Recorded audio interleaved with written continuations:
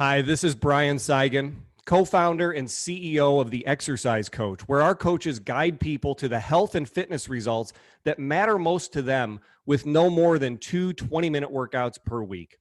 We use cutting-edge strength training technology from Exerbotics, and our sessions occur in small, clean, private training suites in more than 80 locations around the country. Our approach is all about strength, and not at all because we want to turn baby boomers or busy professionals into bodybuilders, but rather because strength changes everything. Personalized strength training changes every system of the body for the better, and it fundamentally changes the time and effort requirements to achieve lasting health and fitness. Today, I have a very special guest with me, Dr. Doug McGuff, and we're going to be talking about muscling up your immune system as well as plenty of other things, I'm sure. So especially if you or a loved one are in your 40s, 50s, 60s, or beyond, please listen up. Dr. McGuff is a board-certified emergency room physician. He's the author of the go-to resource, Body by Science, owner of Ultimate Exercise, a one-on-one strength training office in Seneca, South Carolina. And really, he is one of the world's top experts on evidence-based strength training. And Doug has had a huge influence on my 20-year career. So I am delighted to have him on the show today.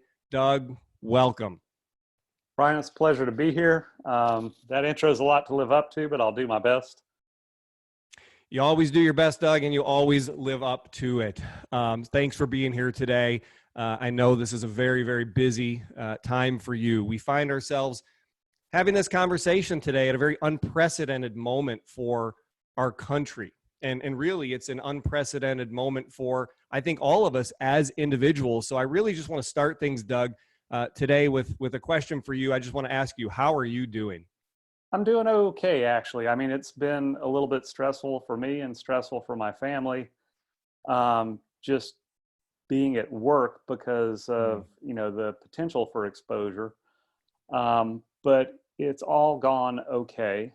And fortunately, the patients under investigation that I've been in contact with thus far, just at last check this morning, the final one that I was on monitoring for has actually tested negative. So I'm thankful for that. Yeah. But the harder thing is that it's just a rapidly evolving scenario. I mean, my health system has set up a separate website with notifications so that as things change moment by moment, hour by hour, we can kind of be apprised of, what the protocol is. And in that vein, I guess I probably ought to offer a disclaimer from the beginning that, none of the opinions I offer here necessarily reflect the opinions or policy of the Prisma Health System that I work for here in South Carolina, or necessarily local departments of health or any, regulatory bodies. And that anything that I say that is even correct may actually have changed by the time this podcast goes to air. So it is a very dynamic situation, but I think it's being handled pretty well nationwide. Well, thanks for that disclaimer, Doug, and I'm glad that you're doing okay. I would expect nothing less than for you to be hanging in there, but it really has to be a pretty stressful time for you. And is there anything before we go further into the conversation, is there anything about the situation that you want to offer as any kind of a unique insight from your vantage point? Yeah, I think one thing that it's not really misrepresented, but I think it can be misunderstood.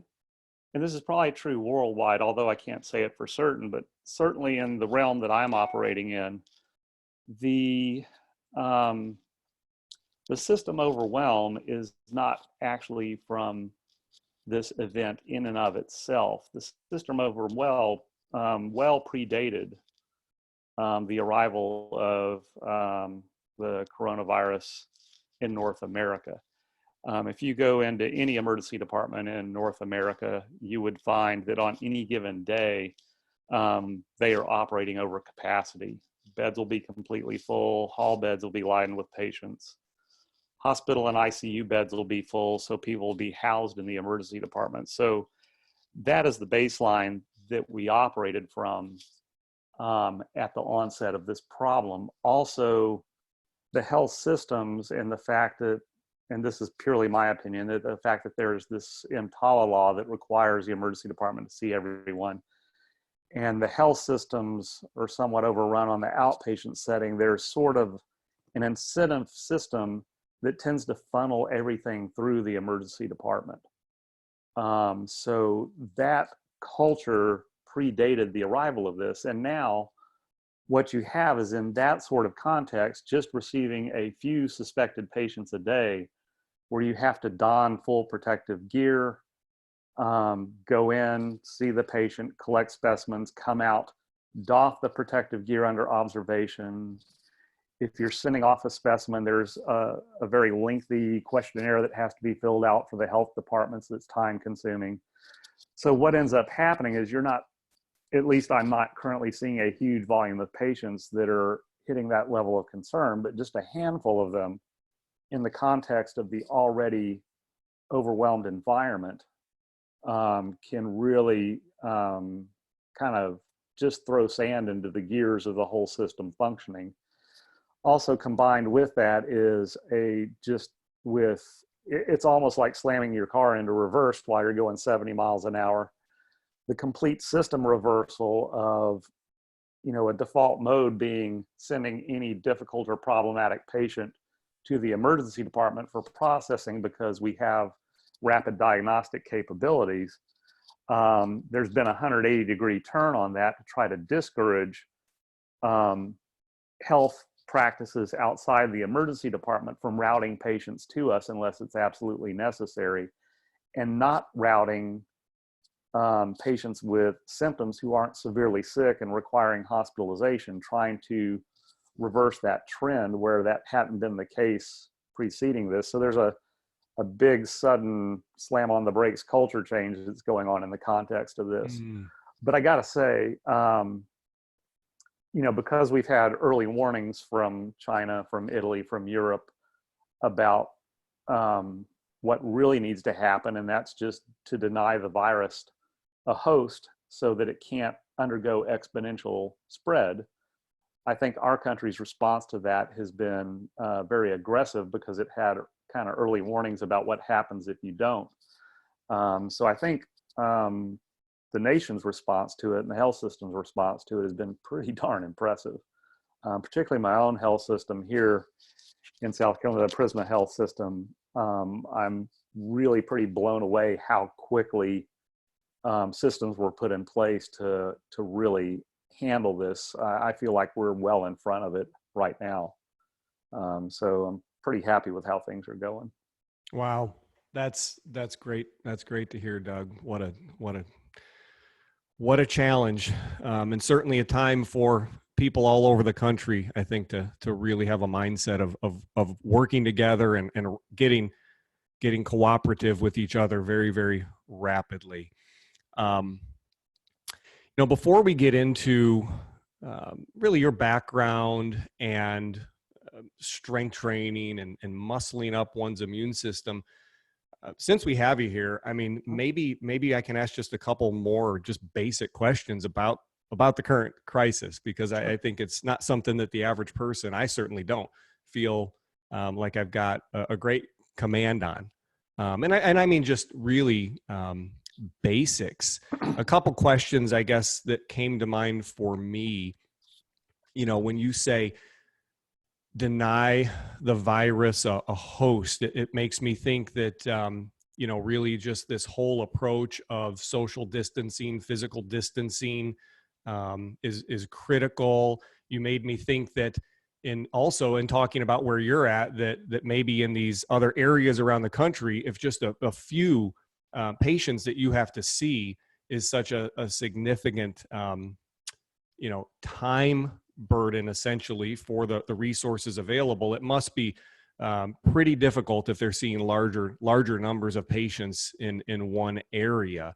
But maybe you could speak to those two things. I mean, how do you think things compare in other areas of the country to where you're at? And then just basically, how does this pandemic work? I mean, just at the most basic level, there's a virus that people are exposed to, and it's going to somehow run this course and be less concerning for all of us down the road.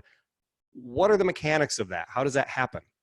Sure. Well, I'll try to explain it in the best terms that I know how. Again, I'm not a virologist or infectious disease expert, but my understanding, so coronavirus is a type of virus that's called a single-stranded RNA virus. So RNA is a piece of DNA type base pairs that serves as a mirror image template for making copies, so to speak. But that's all it is. It's just the raw material. It's like this piece of paper with some information on it. And for that virus to spread, it needs a Xerox machine to make copies of itself. And that's the cells in your body. Your body has messenger RNA and DNA machinery where it can take the viral material that's put into the cell and then use your body's machinery like a Xerox machine to make copies of the virus. And that's how it propagates itself. It's completely dependent upon a host to multiply and to infect others and move forward. So when you deny it of a host, it peters out. And the rate at which it peters out is measured by something called R naught, or R with a 0 after it. And that just basically says if a person is infected with a particular organism and you're in a normal environment, the number of people that that person can in turn infect determines how quickly the disease spreads amongst a population. So if the R naught is 1, if one infected person infects one other, then the rate of spread remains relatively flat. If you go just a little bit above 1.0, go to 1.2, 1.5, then because the virus is making multiple copies of itself, that curve of spread starts to go up exponentially. So for instance, a pretty bad seasonal flu has an R naught of about 1.5.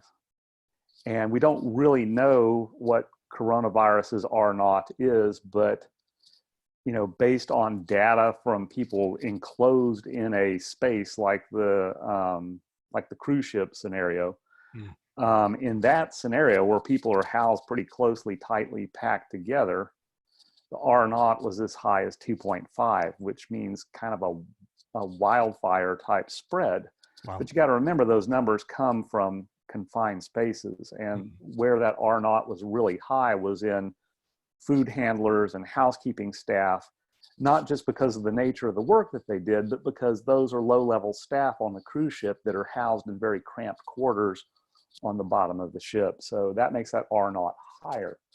But the more you observe simple precautions, as I scratch my face and touch my nose, is a very bad habit, but the more you observe simple precautions, hand washing, don't rub your eyes, pick your nose, touch your face after touching other objects, and observing social distancing, which mainly means it's hard to catch it if you're not within 6 feet of someone that's actively coughing or sneezing. So the risk of contagion just being out and about is not great, but the basis for social distancing, like prohibiting gatherings of 50 people or more, or keeping social gatherings to 10 or less in a given environment, is not anything specifically to do with those numbers, but with the likelihood of being able to keep those simple distancing measures of staying 6 feet away in case someone happens to cough or sneeze that might be carrying the virus.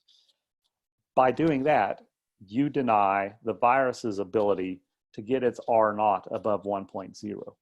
Once you're at 1.0 or below, the virus peters out. So just today in Hubei province, they've announced that that area of China has had no new cases because they finally created a situation where the virus just doesn't have a way to propagate itself. Wow. But for a given individual that's afraid, I think there's two reassuring things. One is it's extraordinarily simple to keep from catching something like this, just the simplest of precautions. My greater risk working in an emergency department is catching influenza or catching a healthcare acquired pneumonia, where the infection can be from multi-drug resistant organisms. So before this ever hit, me and my colleagues are all very adept at it. If someone's febrile, coughing, has a URI, we mask up, we observe simple precautions, hand gel in and out of the room, clean off any fomites like our stethoscope. Those extraordinarily simple precautions that don't hardly take any time at all have kept me from catching the flu or a healthcare acquired pneumonia, who sometimes in immunocompetent people can have a mortality as high as 15 to 25%, which is enormous. So number one, the precautions it takes to not catch it are really fairly simple and not hard to do. And number two, still it is true for the vast, vast majority of people that get it, it's going to be a mild influenza-like illness at best. There are subsets of people, for reasons we don't completely understand yet, that have a worse course. Clearly, elderly and people with significant comorbidities, especially elderly with comorbidities, and there's a ton of those kind of people that are really kind of the backbone of burdening the system, where the virus can express itself in the worst way possible. But for immune competent people without really serious comorbidities, even if you do catch it, likelihood is it'll run its course in a very benign fashion. But with the social distancing and common sense measures, it's extraordinarily simple to just not get it. Wow. Well, that is somewhat encouraging, and it's certainly helpful to understand the sort of the mechanics of how this thing is gonna run its course. And so, why don't we start to turn a little bit towards, you used a term in an immunocompetent person. Why don't we start to turn towards how people might become or stay more immunocompetent? And I thought maybe before diving into muscling up your immune system, we could give a little bit of background. Maybe first, could you just give a little bit of a summary, talk briefly about what's possible with brief whole effort strength training, meaning what kind of total body results can be achieved? And then I think we can work our way towards talking more in particular about how this can help people muscle up their immune system. Sure. I think a good launching point from that was actually your intro to the podcast describing what the exercise coach does, wherein you described how, addressing the skeletal musculature by default addresses all the other systems in the body in a beneficial way. And I think the way to get that straight in your head is to think like Elon Musk, and that is to think in first principles. Mm-hmm. So if we think in first principles, if we divide all living things into its two major kingdoms, you have the plantae and animalia. So you have plant kingdom and animal kingdom. Plants are able to synthesize the nutrition that allows them to stay alive and flourish in place through photosynthesis, through chemical reactions inherent to them. Animalia have to consume their nutrients from plants or other animals. And they can't do it just sitting in one place. They can't synthesize their nutrients de novo. They have to consume them. So what that means is they have to move. So in a first principles basis, movement is your most preserved biologic function. Without movement, and you've heard me say it a million times, without movement, you can't get food and you can't keep from becoming food. So our skeletal muscle is the fountainhead for all things health related. And it only makes logical sense that skeletal muscle signals all the other organs of the body in a healthy way. The more healthy, strong, functional skeletal muscle you have, the more you're going to signal out to other organs and interface with other organs in a way that sustains the health of the particular organ system in question and the organism as a whole. So that's how, in a fundamental way, skeletal muscle links to all these other systems in your body, whether it's cognitive function as you age, immune function as you move about the world and encounter infectious organisms, cardiovascular function as you're having to jog up several flights of stairs. Fill in the blank, whatever tissue or body system is active, it's continuously receiving signal from skeletal muscle as sort of a master signal of how the organism as a whole is doing. Mm. And when you say signal, is that like a hormonal signal? Yes, it's both hormonal and it's also just chemical messengers. Okay. So there are different chemical messengers to signal all sorts of processes in the body. And, you know, in terms of immunity, you know, chemical messengers called cytokines, which are derived from other chemical components in the body, have activities where they both initiate the inflammatory response and resolve the inflammatory response. And then when there's not acute threats, there's always a constant balance between inflammation and anti-inflammation that determines system readiness for when there is an acute assault.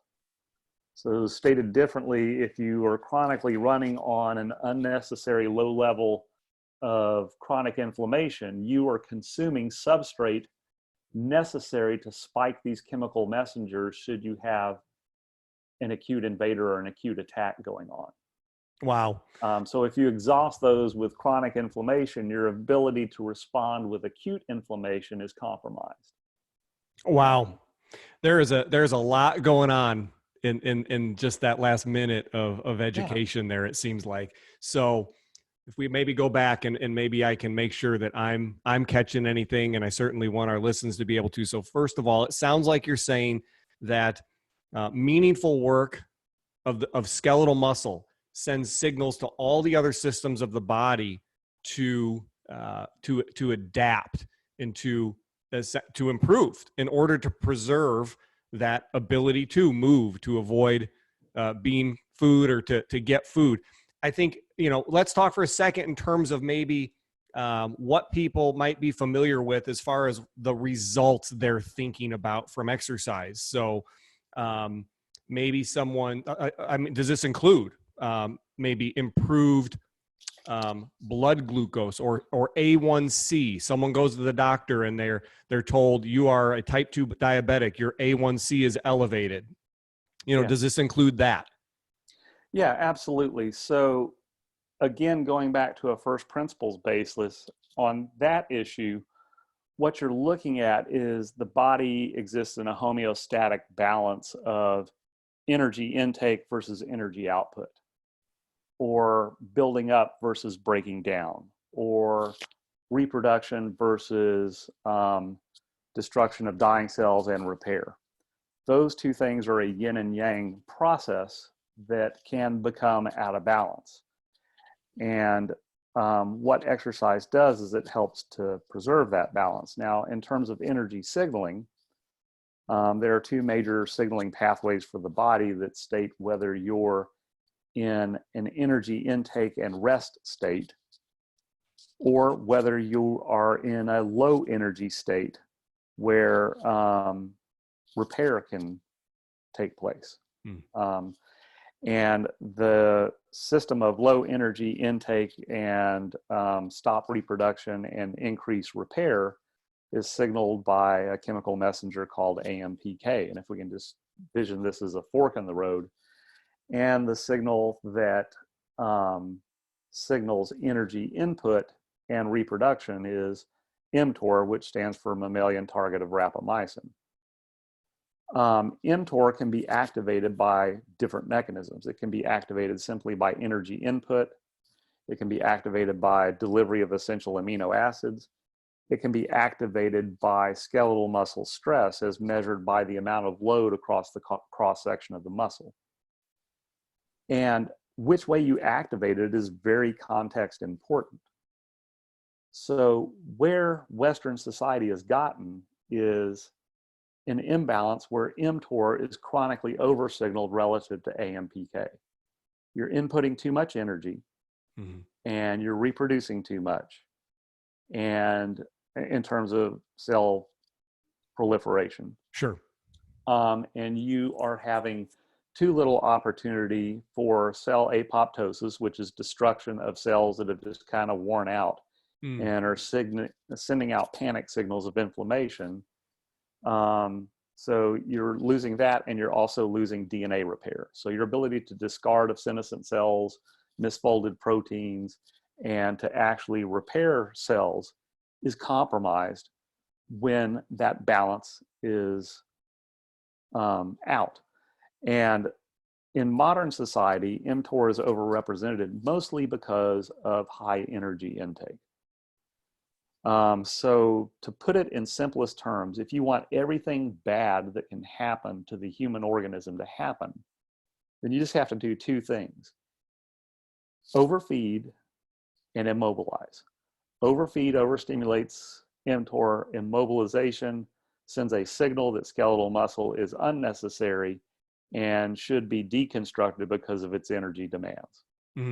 So when those two things are going on, you're setting up a state of excess energy that drives chronic inflammation and impairs the metabolic working of the machinery. So what hemoglobin A1C is measuring is just how much sticky sugar has been stuck onto the side of the hemoglobin molecule that carries oxygen in your red blood cells. It's sort of a canary in the mine shaft, or a representation of how excess glucose is gunking up the metabolic machinery of your body in general. And it's a long-term measure over about a 90-day period of what your energy state is in terms of being too high or too low. And what well-done resistance exercise can do is it can turn that whole process on its head and restore appropriate balance. So a signal that, skeletal muscle is, yes, use it or lose it, but to enhance it actually requires a challenging stressor that says we actually need more. So when you do that, you enhance the skeletal muscle pool, but you are also sending a signal that requires a large energy demand out of the stored glucose within the muscle. So excess glucose gets stored in the muscle as glucose molecules link together like a big tinker toy called glycogen. When you do hard work, epinephrine or adrenaline goes down and attaches to the cell's machinery and activates enzymes which cleave glucose molecules off the glycogen. But it does so in what's called an amplification cascade. So epinephrine hits one molecule, and then that molecule hits 1,000 secondary molecules. Each one of those 1,000 secondary molecules, and these numbers are arbitrary, each one of those 1,000 hits 1,000, so that a single molecule of adrenaline released during high intensity exercise cleaves a multitude of glucose molecules off glycogen and empties that glucose reservoir. So that changes the energy state, restores that balance, but also creates a circumstance where those glucose molecules got to be replenished and restored. And that means more insulin receptors and more glucose transporters at the surface of the cell, so that glucose can be moved into the cell and appropriately stored. And that can be removed from the circulation, so the glucose doesn't adhere to these functioning protein molecules throughout your body that are the machinery of your body's metabolism and functioning. So you're basically creating a circumstance where all the pancake syrup can be inside the cell and stored appropriately, and not out there in the circulation where it can gunk up the machinery, like pouring pancake syrup on the keyboard of your computer. Wow. So working your muscles hard sends signals that mean your body mobilizes resources to build more muscle and improve metabolically throughout to support that greater ability to utilize more muscle. And I'm hearing you say that it's not just about, it's about feeling better, having more energy, more metabolic machinery. Better metabolic machinery means more energy. It means you're going to be stronger. When we talk about reducing A1C, when we talk about reducing insulin throughout the body, we're starting to talk about also potential to look better because we're going to see a removal of body fat. But I'm also hearing you say that there's this connection with really with health, longevity, and even immunity. I keep hearing this connection between inflammation and the immune system. Is there a link between inflammation in the body and the immune system? Yeah, and that's another major contributor of proper exercise in this whole thing, is it sets the stage and the backdrop for the overall functioning of your body when you encounter a challenge such as an invaded organism or an acute injury. And that stage is set by inflammation. And to put this in perspective, your level of inflammation at any given moment in time is kind of a result of how your skeletal muscle is interacting with other tissues in your body. So let's back up. Let's look at inflammation as a whole. So if you look at inflammation, the first thing you have to understand is that there are chemically mediated phases to inflammation that affect immunity. And there are two different types of immunity that are affected by this inflammatory state. One is called innate immunity. Innate immunity is your body activating white blood cells and killer T cells to indiscriminately attack any foreign invader that comes in. Okay. It recognizes surface proteins. It says, this is not self. So we are going to activate a system of inflammation that goes in and basically bum rushes whatever invader this is indiscriminately. We don't care if it's Mycoplasma pneumonia, COVID-19, influenza virus, or you just scraped your shin and you've got some tetanus spores in your wound. Whatever it is, it's going to indiscriminately go in there and attack. And then that is activated by inflammatory mediators called cytokines. And that activates this inflammation phase. And that inflammation phase will carry on for a certain amount of time. And then if the invader is not destroyed, you will trigger a second phase of immunity called the adaptive phase. And the adaptive phase says, okay, we need a surgical strike. What we're going to do is we're going to recognize the protein structure or the surface proteins of whatever is invading very specifically. And we're now going to generate an antibody that fits on that in lock and key fashion. So rather than a carpet bombing strategy, we're going to have a smart bomb strategy. So the antibodies attach directly to the offending organism in a lock and key fashion. And it's like a laser pointed on a missile guided bomb that takes that more systemic inflammatory response, concentrates it, and then destroys it. Those two phases have a time frame in which they operate. And once that time frame is expired, the body then kicks in a secondary resolution phase to the response. And that involves the use of anti-inflammatory mediators, anti-inflammatory chemical signals.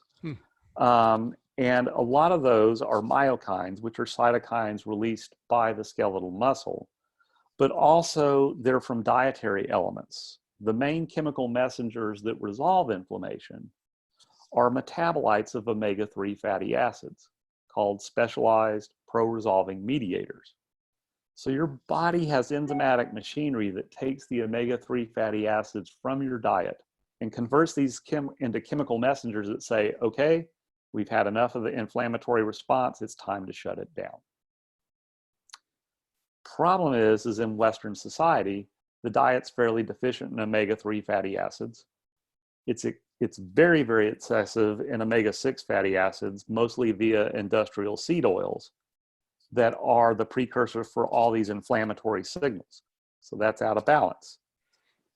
And as the inflammation proceeds and allows to run unchecked without being shut off, you consume your specialized pro-resolving mediators and then they peter out.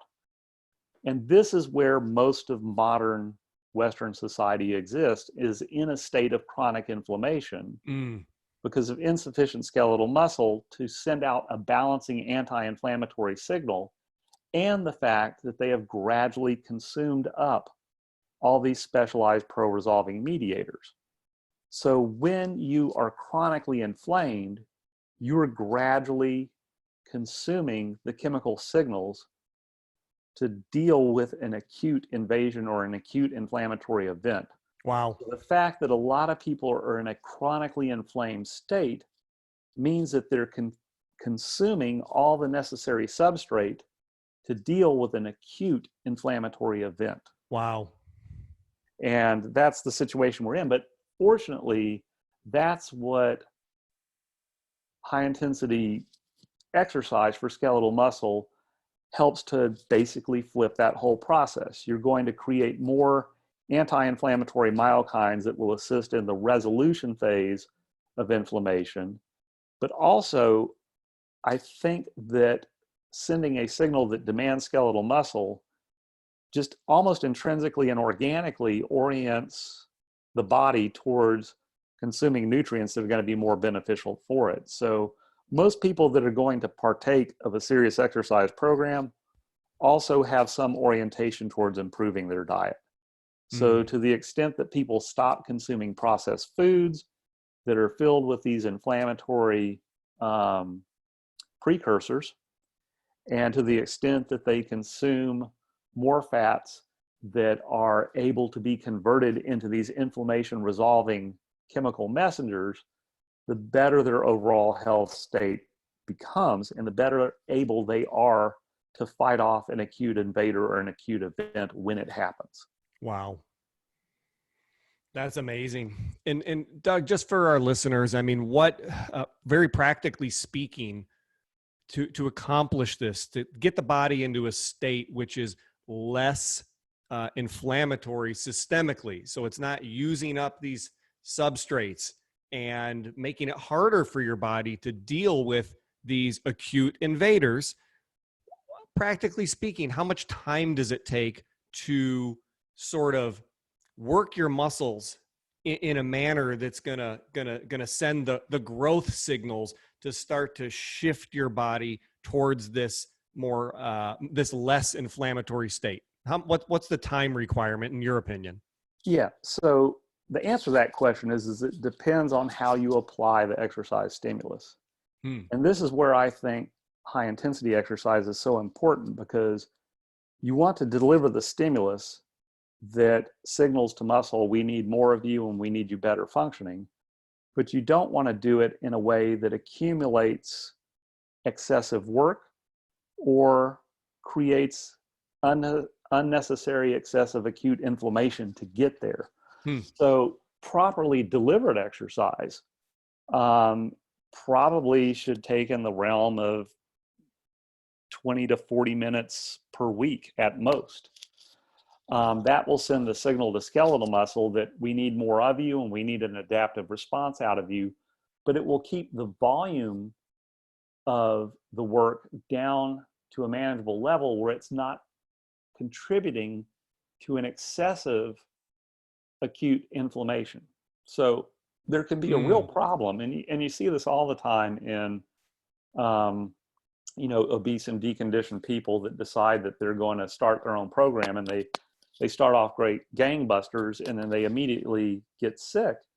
Is that when you bring on an acute inflammatory event on the stage of chronic inflammations, then meaning like exercise? Are you calling exercise an acute inflammatory event? An acute inflammatory event. Gotcha. But if you do it in a way that's haphazard without paying attention to what the actual stimulus is, if you just do a bunch of activity that may or may not be contributing to the key stimulus, that makes muscle adapt, and we'll talk about that in a minute, then what you're doing is you're stacking an excessive acute inflammatory event on top of excessive chronic inflammation, and you overwhelm the system and you make yourself more vulnerable to invading organisms. People that run a marathon in the days after a marathon, it's not uncommon for them to get just a community acquired viral upper respiratory infection in the wake of having done that. Wow. Because you're really piling on a lot of acute on chronic inflammation when you do that. So the key is you got to know what the stimulus is. And at the exercise coach places like mine, we know what that stimulus is. It is to apply a load to the muscle in a continuous and uninterrupted fashion so that you trigger a depth of fatigue that says, muscle, your movement, your most preserved biologic function has been acutely threatened. You better make more. But you can do that in a total workload that's not so high that it's going to overwhelm the system. Then in that backdrop, what you'll find is people whose skeletal muscle has adapted in that way, they also spontaneously and organically become active at lower levels that also help support this environment. So it's not like they got to go out with their Fitbit and say, okay, I'm going to force myself to go to 10,000 steps, or I'm going to get this amount of activity per day. And I'm sure you guys have seen this in the clients that you coach, is that once you get them to a certain level of strengthening, you don't really got to bird dog their activity levels. Their activity levels spontaneously and organically increase to a very meaningful degree, where they acquire those 10,000 plus steps accidentally without even looking at it. So that just happens sort of spontaneously and organically. But make no mistake, when we do a high intensity straining session, that is an acute inflammatory event. And that's kind of how myokines were discovered. There is a cytokine called Interleukin 6, which is one of the major mediators of both acute and chronic inflammation. And when interleukin 6 is chronically elevated above a normal baseline, then that level of inflammation overwhelms cells that are becoming senescent, and those cells send out panic signals to surrounding cells in that tissue.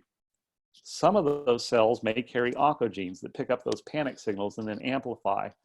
And when you have chronically elevated levels of interleukin 6, systemic inflammation is too high, and you have a much higher risk of inflammatory events, vascular inflammatory events like stroke and heart attack, development of neoplastic tissues or cancer. All of that's elevated when that's chronically elevated. So when they first started investigating the cytokine response to exercise, when they did high intensity exercise, they saw that interleukin 6 spiked like 1,000-fold. And everyone was like, oh no, this can't be good. Yeah, that's bad. I mean, this is a bad player, and we're spiking it 1,000-fold. This can't possibly be good. Wow. But what was missed in that is two things happen when you spike it that much. One is there's some consumption of it. Two is that when it spikes suddenly that high, you create a circumstance where the receptors for that inflammatory cytokine downregulate. And then the acute spike results both in a consumption of the chemical messenger, but also a signaling that says we don't need so much of this because there are now fewer receptors because we overwhelm them acutely. That what happens is you get these acute spikes of interleukin 6, but your resting plasma level takes an interval drop down to a much lower level. Wow.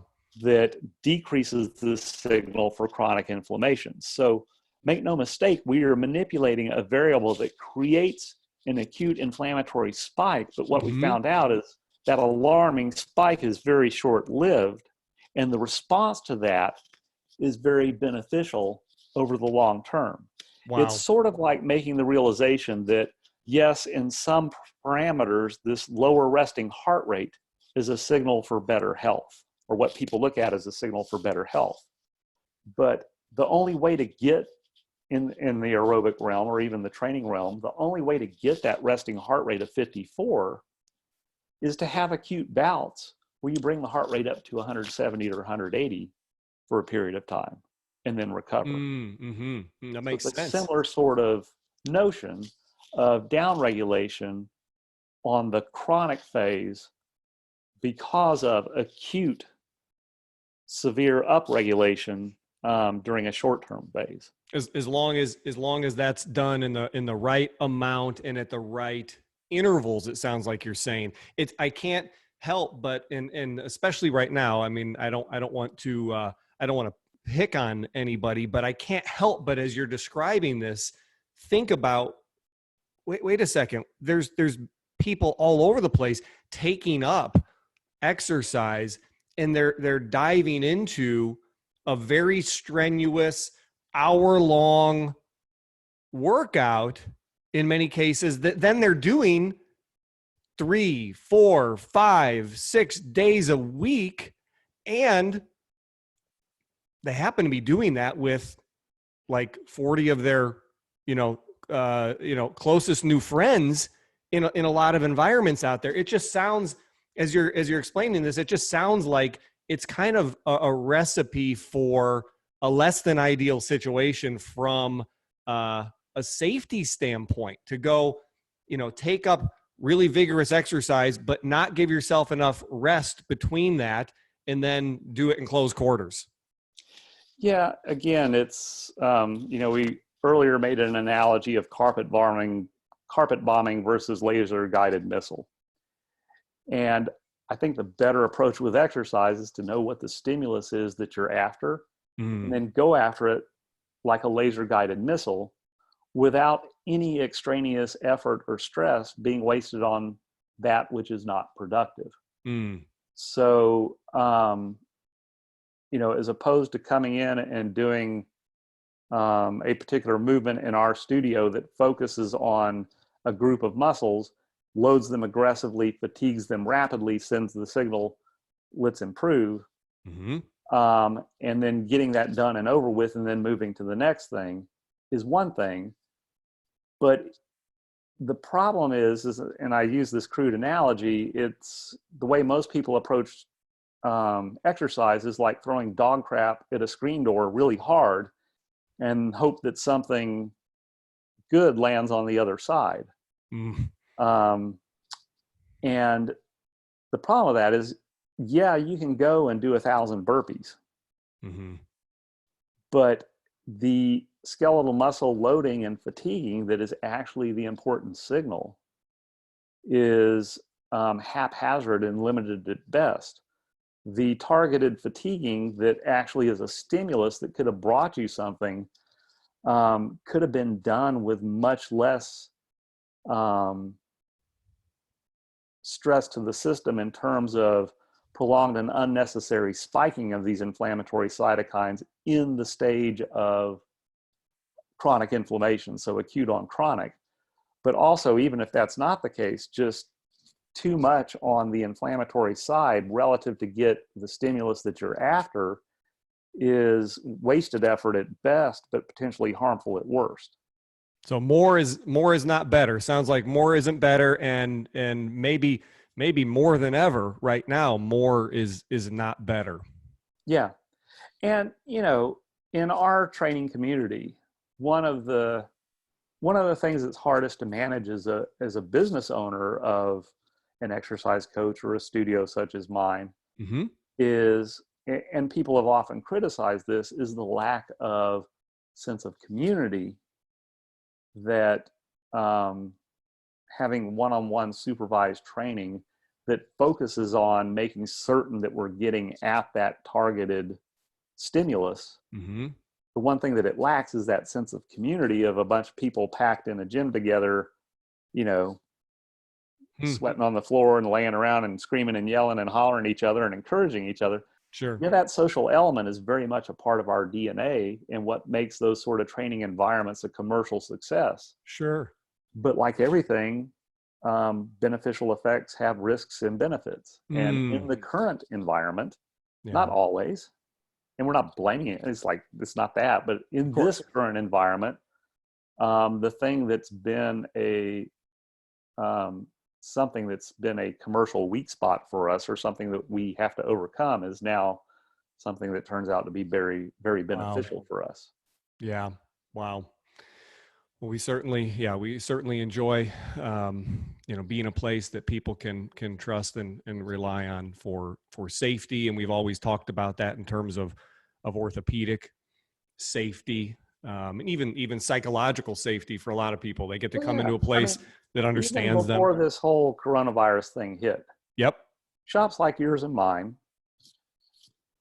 the sessions are, private. The social distancing was already in place. Mm-hmm. There was decontamination and disinfection yep. of machine contact points between every client before this ever even hit. And that is true of studios like ours all around the world. Yep. That's always been our approach. And now that this is on us, we just increase the social distancing a little bit. Yep.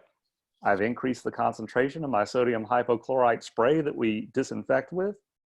And the clients observe social distancing. So one client finishes up, and we're having our clients, rather than waiting in the waiting room, they wait in the car. And when one client goes out, we disinfect all surfaces, and then the next client comes in.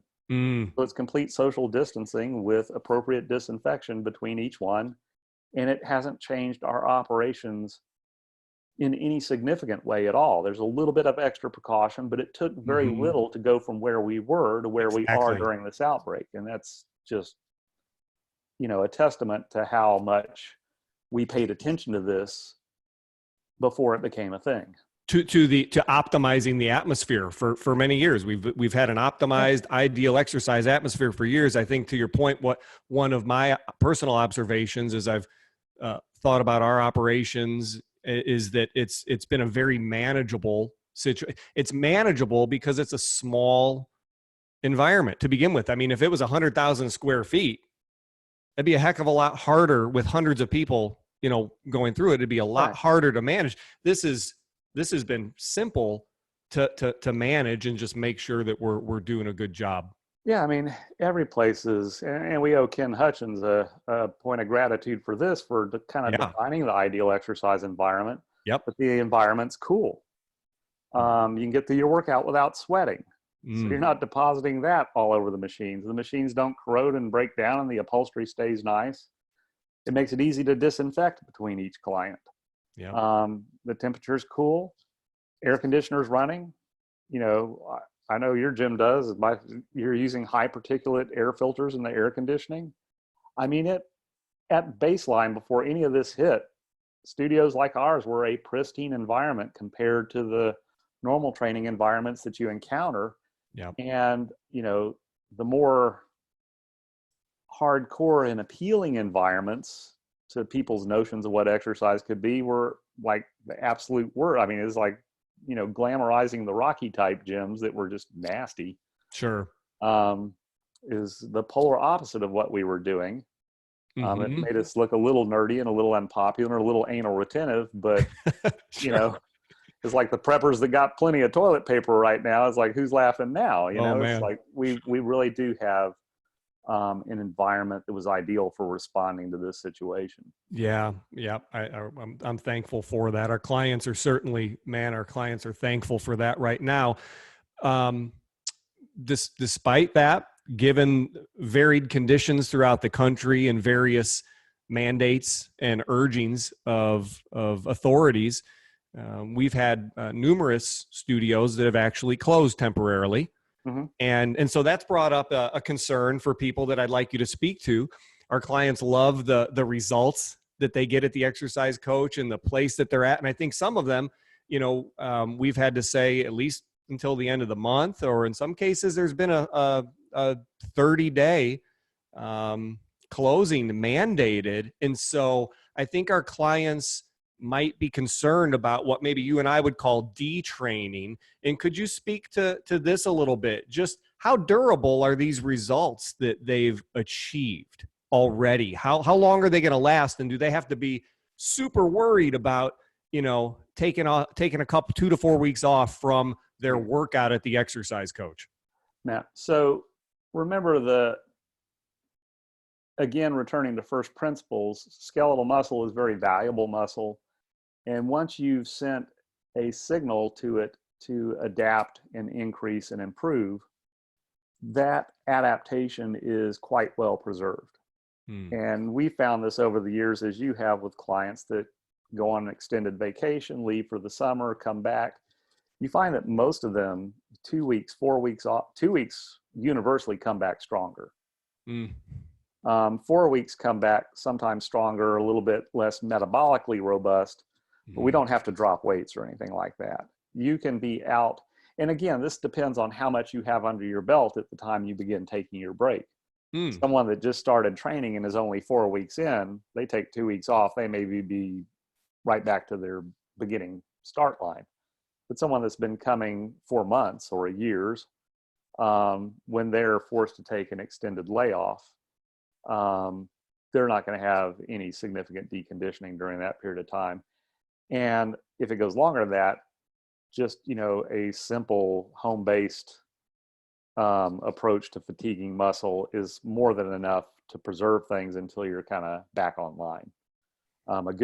If you go to the YouTube page for Dr. Doug McGuff, there's a thing on how to do time static contraction in your hotel room that predated all of this by a long, long time, but is very relevant for anyone trapped at home that wants to try to get a workout in. And I'm sure your instructors can personally instruct their clientele on little drills that they can do at home if the layoff period is going to be too extensive. Sure. Can you repeat again where that was? Well, if you just go to drmcguff.com, you can click the link to the YouTube page. Okay. And then just scroll through the YouTube page and look for time static contraction training video. And it will, it'll give you something. You can just completely wipe yourself out with a home training regimen, just using, yoga blocks or a belt or a strap, or even not yoga blocks, just any sort of, fairly firm foam object that you can do time static contraction with. Gotcha. With regard to facilities that through local health system or government edicts have had to shut down, I can't, at this point of the interview, I cannot recollect whether we discussed the notion of R naught and virus propagation. Yep. Did we talk about that during the recorded part, or was that preceding this? I can't recall now. I think we did. I think we got it. Yep. So, if you are one of these studios, people need to understand that if one of our studios gets swept into one of these shutdowns, it's not because our studio environment is in any way dangerous at all. We've just been caught up in all of this category gets shut down. For instance, locally, no in-house seating in restaurants or bars, there's carry out. No events with 50 or more people, and when there are, it should be in groups of 10 or less so that appropriate social distancing can be observed. So it's sort of in the short term butterfly hunting with a bazooka, so that society at large can create a circumstance where the ability for the virus to propagate through hosts is denied, because without a host, the virus has nowhere to go. So if we can short term kind of overdo it, so that the social distancing creates a circumstance where that R naught, the virus's propagation ability, falls below 1.0, then the local epidemic and the pandemic will come to rest and resolve itself.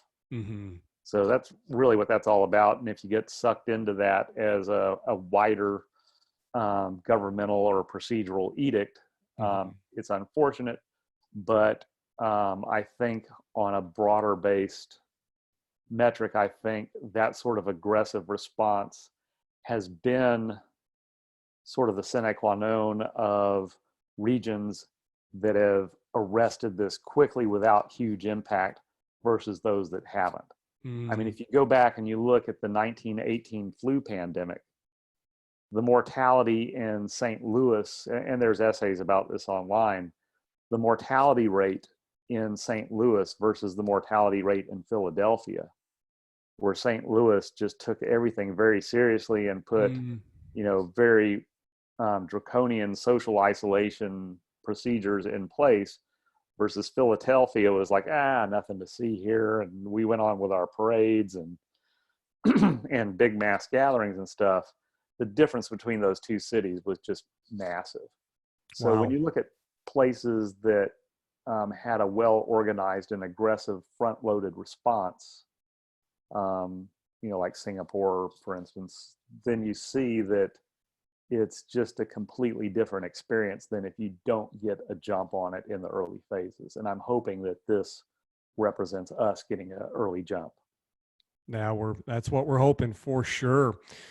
Doug, I've got one more question here. I want to be mindful of your time. You think we've got room here for kind of one more question?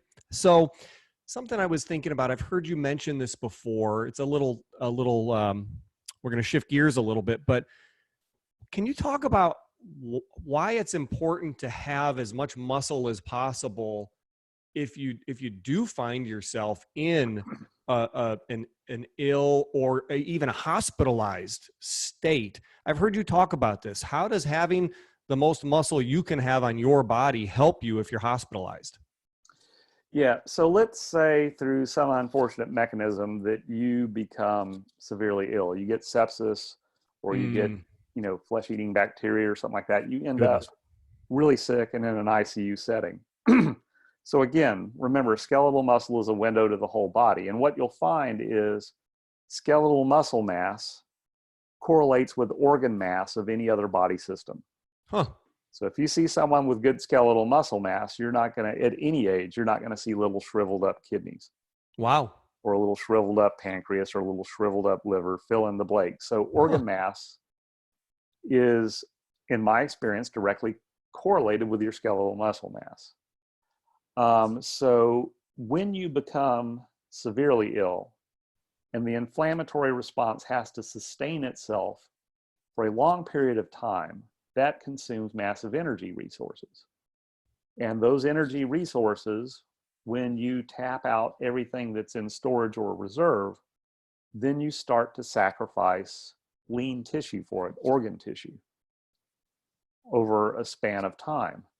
And basically the level that you were going to start out from, that you're going to tap in, is like a bank account. If you start with a big, hefty, flush bank account and you have to tap your seed corn, how big that account is determines how long you can go at a given rate before you just run out. So when you start to tap multiple organ systems with a severe systemic inflammatory response, how long you can sustain that so that you can outlast the invading organism and finally beat it kind of depends upon the threshold on which you start from. Also, the reservoir for the mediators that can finally shut down the inflammatory response when it's complete, largely a huge reservoir of those mediators exists in skeletal muscle. So the extent to which you have some lean tissue mass left over at the conclusion of the battle will determine also your body's ability to finally shut down the inflammatory response. And that'll allow you to conclude the process rather than continuing to flame out and tap tissues for substrate when you don't need to any longer. Wow. That makes sense. Yep. Wow. So some takeaways for me today, kind of like we've talked about for a long time, but it sounds like there's this connection with the immune system and even handling being sick. We need to work the muscles hard to send a signal to build more muscle. And really, it sounds like even when we talk about immunity, we're very much at the heart of immunity is this balance between inflammation and anti-inflammatory processes in the body.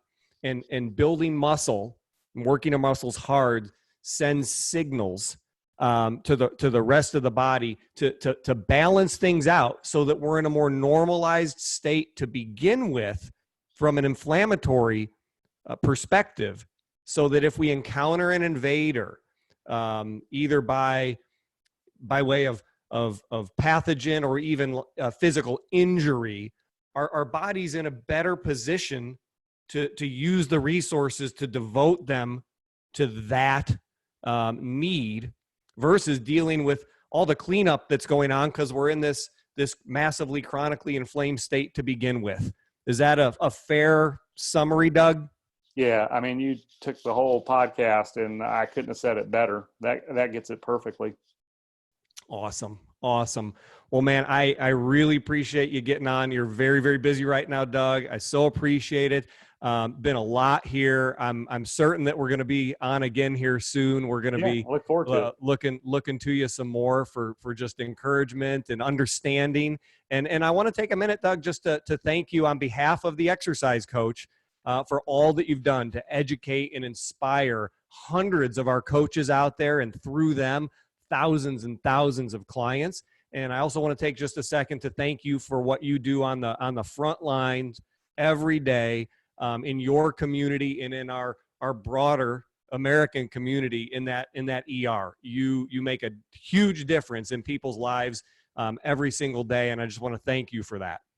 Well, thanks, Brian. It is simultaneously very humbling to hear you say that, but I also have an immense sense of pride on both ends of the equation, but especially on the exercise side. So I really appreciate it. And I appreciate everything you guys are doing, because when we do this, it really scales in a viral kind of way, in a beneficial viral way. So I'm very happy to be part of it.